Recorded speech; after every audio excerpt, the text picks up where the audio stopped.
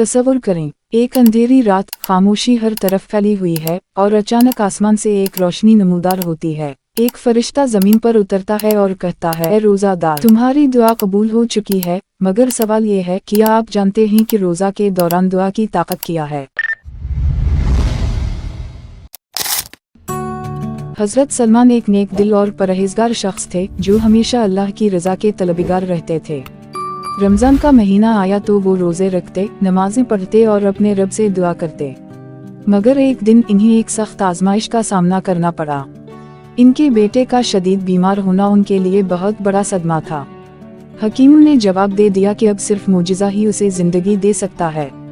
सलमान के दिल में खौफ और बेबसी का तूफान बरपा था, लेकिन इन्हें याद आया कि नबी करीम सल्लल्लाहु अलैहि वसल्लम ने फरमाया, रोजादार की दुआ इफ्तार के वक्त रद्द नहीं की जाती। वो रोजा रखकर मस्जिद में चले गए और सजदे में गिरकर गिड़गिड़ाते हुए दुआ करने लगे, या अल्लाह, तू ही शिफा देने वाला है, मैं तुझसे इल्तिजा करता हूँ, मेरे बेटे को सेहत अता फरमा। आंसू बहते रहे, दिल लरजता रहा, मगर ईमान मजबूत था। जैसे ही इफ्तार का वक्त आया, सलमान ने एक खजूर खाई, पानी पिया और एक आखिरी बार दुआ मांगी। अचानक उनका बीमार बेटा आंखें खोलकर मुस्कुराया। वो पहले से बेहतर महसूस कर रहा था। ये एक मुजिज़ा था, एक ऐसी हकीकत जो इस बात का सबूत थी कि रोजादार की दुआ कभी रायगा नहीं जाती।